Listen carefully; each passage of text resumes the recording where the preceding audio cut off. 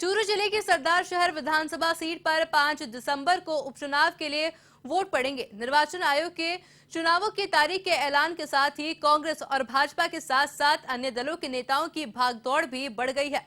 आखिर लंबे समय तक पंडित भंवरलाल शर्मा ने अपने दांव पेच से सरदार शहर का कांग्रेस का परचम लहराए रखा था, लेकिन क्या कांग्रेस भविष्य में सरदार शहर पर अपनी सरदारी कायम रखेगी? ये यश प्रश्न है। गहलोत सरकार में आखिरी विधानसभा उपचुनाव होने के साथ ही सरकार की प्रतिष्ठा दांव पर रहेगी, तो वहीं भाजपा हर कीमत पर यह सीट कांग्रेस से छीनने की कोशिश भी करेगी। लेकिन इसका फैसला 8 दिसंबर को जनता के वोटों से होगा। आपको बताया, जिसका सभी को बेसब्री से इंतजार है।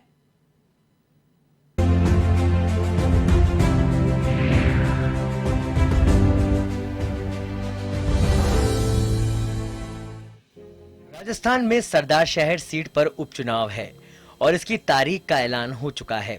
चूरू जिले की सरदार शहर सीट पर 5 दिसंबर को मतदान है।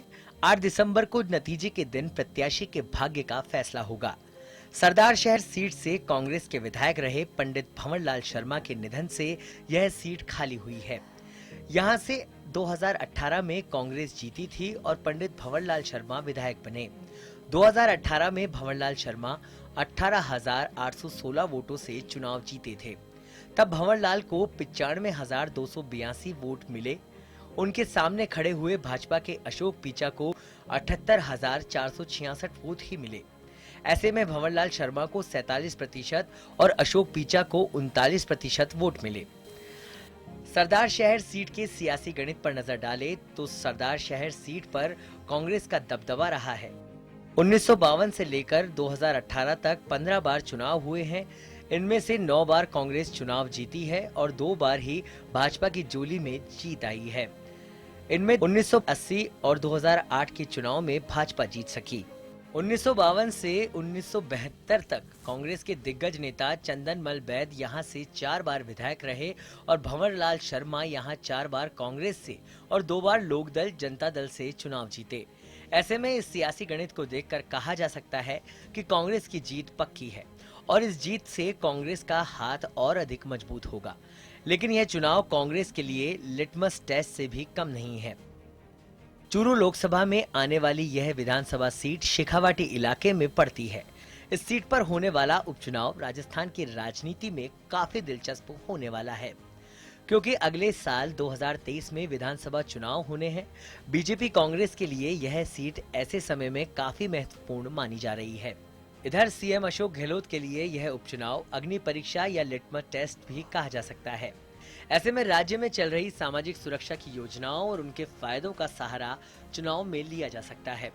इनके सहारे कांग्रेस चुनाव जीतने का प्रयास करेगी। यही नहीं, पिछले उपचुनाव की तरह कांग्रेस सरदार शहर उपचुनाव में भी सहानुभूति कार्ड खेलेगी और पंडित भंवरलाल शर्मा के परिवार के किसी सदस्य को चुनावी मैदान में उतार सकती है।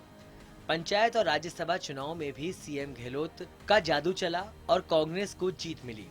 पीसीसी चीफ गोविंद सिंह डोटासरा ने भी उपचुनाव में जीत का दावा किया है। डोटासरा कहते हैं कि कांग्रेस और सुशासन की जीत होगी। दूसरी ओर उपचुनाव में भाजपा प्रदेश की खराब कानून व्यवस्था का हवाला देते हुए सरकार के खिलाफ पुरजोर विरोध कर रही है। यही नहीं, उपचुनाव में बीजेपी प्रदेश अध्यक्ष सतीश पूनिया की प्रतिष्ठा भी दांव पर लगी है और यह पूनिया के लिए किसी चुनौती से कम भी नहीं है। हारने पर पूनिया के नेतृत्व पर पार्टी का विरोधी गुट ही उनसे सवाल करेगा और उपचुनाव उनके राजनीतिक करियर को भी प्रभावित करेगा। भाजपा ने कमल खिला दिया तो उपचुनाव जीतने की स्थिति में विरोधियों पर भारी पड़ सकते हैं। उपचुनाव की घोषणा के साथ ही यह राजनीतिक पार्टियों में सरगर्मी शुरू हो गई है। गांधी चौक में पार्टियों के नेता टिकट के संभावित नाम पर चर्चा करते दिखे। लोगों का कहना है कि दिवंगत विधायक पंडित भंवरलाल शर्मा के पुत्र अनिल शर्मा को टिकट मिलना तय माना जा रहा है।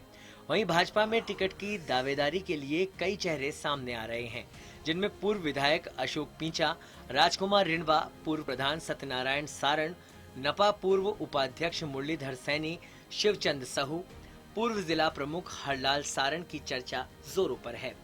एवन टीवी ने दोनों दलों के कार्यकर्ताओं और जनता से उनकी राय जानी और पूछी उनके मन की बात।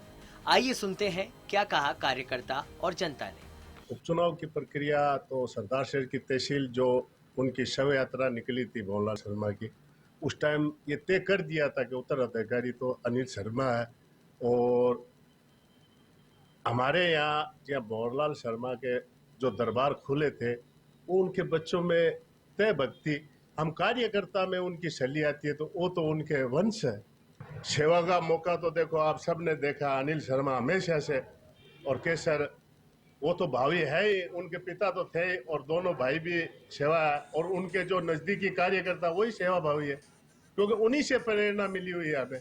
हमारे विधायक जी 7 बार के विधायक रहे हैं और निसंदेह राजस्थान में एक उनका एक अलग मुकाम है। जैसा कि आप जानते हैं कि कांग्रेस पार्टी में सबसे वरिष्ठ विधायक हमारे एमएलए साहब थे। 7 बार, 1 बार या 2 बार एक अतिशयोक्ति हो सकती है, किसी कारणवश भी हो सकता है। 7 बार विधायक रहना ये साबित करता है कि उन्होंने निस्संदेह लोगों के दिलों में राज किया है, जनता की सेवा की है। सच्चा नेता वही होता है हर समय जो जनता के बीच में खड़ा रहता है। तो हमारी पूर्ण तैयारी है और हम चुनावी मोड में हैं और अनिल शर्मा जी हमारे निस्संदेह हम अनिल शर्मा के नेतृत्व में अनिल जी शर्मा को हम विधायक बना करके और जयपुर भेज देखिए, चुनाव हालांकि केवल सरदार सर में हो रहा है राजस्थान में ही, लेकिन फिर भी राज्य सरकार की जो नाकामियां हैं, विफलता है, उनकी वादाखिलाफ़ी है, उसका भी एक बहुत बड़ा अहम मुद्दा, अहम रोल इस चुनाव में रहने वाला है।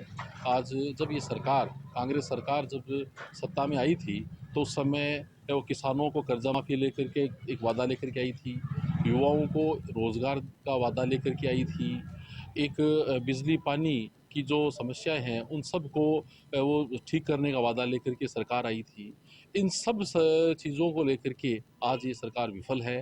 पूरे प्रदेश में कानून व्यवस्था है वो एकदम चरमराई हुई है। इन सब जो विफलताओं का असर है वो इस चुनाव में निश्चित रूप से पड़ेगा, ऐसा मेरा विश्वास है।